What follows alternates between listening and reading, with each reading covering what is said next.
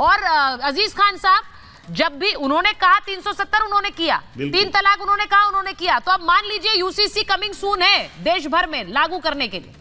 ये उत्तराखंड का ट्रेलर है। देखिए सुचरिता जी, निश्चित तौर पे ये यूसीसी पूरे देश में लाएंगे और पूरे देश में जो बेरोजगारी और महंगाई खत्म हो जाएगी, इसमें कोई दो राय नहीं। के शर्मा जी की बात से मैं पूरी तरह से सहमत हूं। इन्होंने पिछले 10 साल में हिजाब, तलाक, सीएए, एनआरसी, तमाम इस तरीके के मुद्दों के अलावा इन्होंने काम किस मुद्दे पे किया? सवाल इस बात का है कि काम करने के बजाय इस तरीके का माहौल खड़ा करना, ये खासतौर से बीजेपी की आदत है और अपनी जवाबदेही से भाग रहे हैं। इनको पता है कि जिस मुल्क में हम रह रहे हैं उसकी जो ताकत है इस मुल्क की, वो अलग अलग कल्चर है। अगर वाकई में इनको लाना था कि ड्राफ्ट तैयार करते केंद्र स्तर पे और पूरे देश में तमाम तरीके की अलग अलग जगहों पे कुरीतियां हैं, दिक्कतें हैं, उनपे कहीं ना कहीं उस पर एक चर्चा होता, सर्वदलीय बैठक होती, धार्मिक तमाम लोगों को बुलाया जाता और कहीं ना कहीं उस पर चर्चा होकर के एक बेहतरीन ड्राफ्ट तैयार होता। ठीक है। मकसद यूसीसी प्रॉपर तरीके से लाना नहीं है, क्योंकि अगर लाना होता तो आप देखिए तमाम कुरीतियां हैं। आप सुन लीजिए, कंप्लीट करें, ये बड़ी इंपॉर्टेंट बात कह रहा हूं। आपने देखा कुरीतियों का आलम, आप देखें कि वही गोवा है, वहां अगर किसी शख्स को बच्चा नहीं पैदा होता है तो मर्द दूसरी शादी कर सकता है। दूसरी तरफ साउथ में देख लिए, एक औरत कई शादी कर सकती है। देखिए कुरीतियां देखिए आप। हम दूसरी बात नॉर्थ इंडिया में देख लें आप कि कोई भी शख्स अगर शादी करना चाहता है तो अगर 5 पीढ़ी तक देखा जाएगा, उसकी तमाम चीजों को अगर वो मिलता है तो शादी नहीं कर सकता। लेकिन साउथ इंडिया में आप देखिए सगे मामू भांजा शादी करते हैं। तो तमाम ऐसी कुरीतियां हैं। उन कुरीतियों को अगर वाकई में ये खत्म करना चाहते हैं तो केंद्र सरकार को इसका ड्राफ्ट लाना चाहिए। दूसरी बात मैं जानना चाहता हूं कि बहुत सारी मुद्दे हैं, आज नागालैंड, मिजोरम, हिमाचल प्रदेश, कई जगहों पे स्पेशल प्रोटेक्शन है 371 का। सवाल इस बात का, क्या आप उत्तर प्रदेश में जमीन खरीद सकते हैं तो क्या हिमाचल और नागालैंड में भी जमीन खरीद सकते हैं? अगर समान अधिकार की बात करें, समान आचार संहिता की बात है, तो हर जगह एक जैसा कानून क्यों नहीं? अगर वाकई में इनकी नियत दुरुस्त है तो ये हम जानना चाहते हैं। मैं अजीज खान साहब, आपने अपनी बात रखी। नहीं, मैं सिर्फ इसलिए कह रही हूँ क्योंकि जब कानून की बात होती है तो वो हर धर्म के व्यक्ति पर उसी तरह से लागू होगा। अश्विनी जी ये कह रहे हैं कि आप लोग विविधता वाले देश को इस तरह यूनिफॉर्मिटी में पिरो नहीं सकते हैं। हर जगह के अलग अपनी परंपराएं हैं, आप इसे थोपेंगे और अगर नहीं थोपेंगे तो नरेंद्र मोदी सरकार के लिए बहुत मुश्किल टास्क होगा देश को यूसीसी में पिरो पाना। आप पिरोने की कोशिश करेंगे लेकिन वो सक्सेसफुल नहीं होगा। जरा जवाब दीजिए इसका। नहीं, वो गुमराह करने की कोशिश कर रहे हैं। ये कोई यूनिफॉर्म ड्रेस कोड नहीं है कि सबका ड्रेस एक जैसा हो जाएगा। ये यूनिफॉर्म लैंग्वेज कोड नहीं है कि सबकी लैंग्वेज एक हो जाएगी। ये यूनिफॉर्म फूड कोड नहीं है कि सबका भोजन एक जैसा हो जाएगा। ये यूनिफॉर्म रिलीजन कोड नहीं है कि सबको हिंदू धर्मी अपनाना पड़ेगा, सनातन धर्म अपनाना पड़ेगा। ये यूनिफॉर्म कस्टम कोड नहीं है कि सबका कुर्ता पैजामा एक हो जाएगा। ये यूनिफॉर्म कल्चर कोड नहीं है कि नहीं अब आपको नमाज नहीं पढ़ सकते, अजान नहीं कर सकते। अरे भैया ये कुछ नहीं है। अरे मंदिर में पूजा वैसे ही होती रहेगी, अजान वैसे ही होती रहेगी, नमाज वैसे ही होती रहेगी, चर्च में प्रेयर वैसे ही होती रहेगी, गुरुद्वारे में पूजा अपने तरीके से चलती रहेगी। इसमें कोई फर्क नहीं पड़ता। हिंदू 7 फेरे लेते रहेंगे और जो निकाह होगा उसमें काजी आके निकाह पढ़ाता रहेगा, कबूल कबूल चलता रहेगा। इसमें कोई अंतर ही नहीं है। यहाँ किसी थोड़ी कहा टोपी हटा दो और साफा पहनो, ऐसा कुछ नहीं है। अरे शादी विवाह की उम्र समान हो जाएगी, इसका फायदा सबको मिलेगा। गुजारा भत्ता सबको मिलेगा। ग्राउंड्स ऑफ डिवोर्स एक कॉमन हो जाएगा, प्रोसीजर ऑफ डिवोर्स कॉमन हो जाएगा। बच्चा गोद लेने का अधिकार सबको मिल जाएगा, बच्चे के भरण पोषण का अधिकार सबको मिल जाएगा, वसीयत का अधिकार सबको एक समान हो जाएगा, विरासत का एक समान अधिकार सबको हो जाएगा, माता पिता की देखभाल का अधिकार सबको मिल जाएगा। इसमें दिक्कत कहाँ से आ रही है? एक पति एक पत्नी का नियम सब पे लागू हो जाएगा।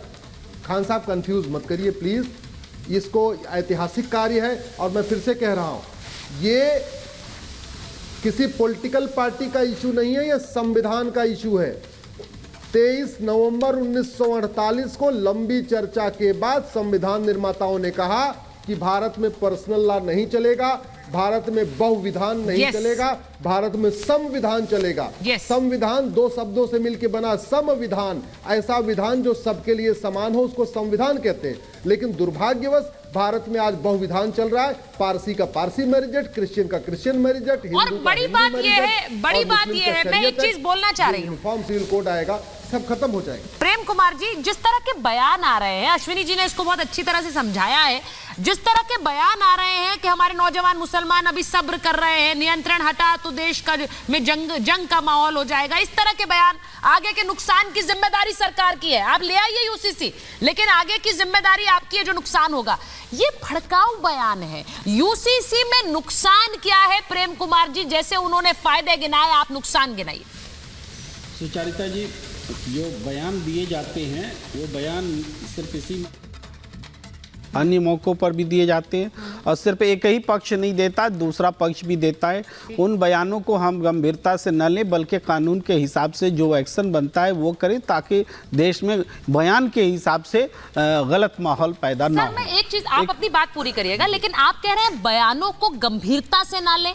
ये बयान सभाओं में दिए जा रहे हैं, ऐसी सभाओं में जहां पर भीड़ जमी है, और ऐसी सभाओं में ऐसे बयान आ रहे हैं जहां पर लोगों को, पुलिस को अरेस्ट करना पड़ रहा है। क्यों करना पड़ रहा है? क्योंकि वो भड़का रहे हैं। आपको लग रहा है इतने लोग पहुंच जाते हैं, वो बयानों से बयानों का उन पर असर नहीं हो रहा होगा? कई बात कह रहे हैं। हाँ। हम कह रहे हैं कि उन पर जो कानूनी कार्रवाई बनती है वो बने। हम इस डिबेट में उनको चर्चा में ला करके और उनके मंतव्य को बढ़ाना नहीं चाहते। हम इसलिए क्योंकि प्रेम कुमार जी, ये मुद्दे ऐसे हैं, इन्हीं पर भड़काया जा रहा है, सीएए पर भड़काया जाता है, यूसीसी पर भड़काया जाता है। भड़काने वाले हर जगह हैं। ये मुद्दा भी है, इसलिए आप इस विषय पे बात करें, इसलिए इसके उदाहरण हैं। लेकिन अब मैं विषय पर आता हूँ, यूनिफॉर्म सिविल कोड। सबसे अनयूनिफॉर्मिटी तो यही है कि एक प्रदेश में आप लागू कर रहे हैं। भाई, यूनिफॉर्मिटी का वादा तो देश के लिए कर रहे हैं ना, संविधान की दुहाई तो देश के लिए दे रहे हैं ना, लेकिन आप एक प्रदेश में लागू कर रहे हैं। ये सबसे बड़ी अनयूनिफॉर्मिटी पैदा कर रहे हैं। क्यों? इसका जन्म, यूनिफॉर्म सिविल कोड का जन्म अगर संविधान में हुआ है, पूरे देश के लिए हुआ है, तो एक प्रदेश से करके तो आप इंस्टेंटली आप पूरे देश को अनयूनिफॉर्म कर दे रहे हैं। एक वो तो एक मॉडल की तरह आ रहा है ना प्रेम कुमार जी, मॉडल आएगा, मॉडल की तरह एक जगह उत्तराखंड में मैनिफेस्टो में डाला उन्होंने। मेरा पॉइंट ले लीजिए पहले, मैनिफेस्टो का बुराई बताइए। मैनिफेस्टो में डाला उन्होंने, वादा पूरा किया है। सरकारों को वादे पूरे करने चाहिए, जब वो सत्ता में आती है, करने चाहिए कि नहीं? मैंने सबसे पहले कहा ये पूरे देश की जनता पर लागू, कोई भी यूनिफॉर्म सिविल कोड पूरे देश की जनता पर लागू होगा, कुछ एक प्रदेश की नहीं होगा। इसके अलावा कुछ लोगों को, जैसे जनजातीय लोगों का सम्मान किया गया है, इस यूसीसी में भी किया गया है, तो कुछ लोगों को आप जब छोड़ दे रहे हैं, ठीक है, और कुछ लोगों को नहीं छोड़ेंगे, तो इसका क्या आधार है भाई?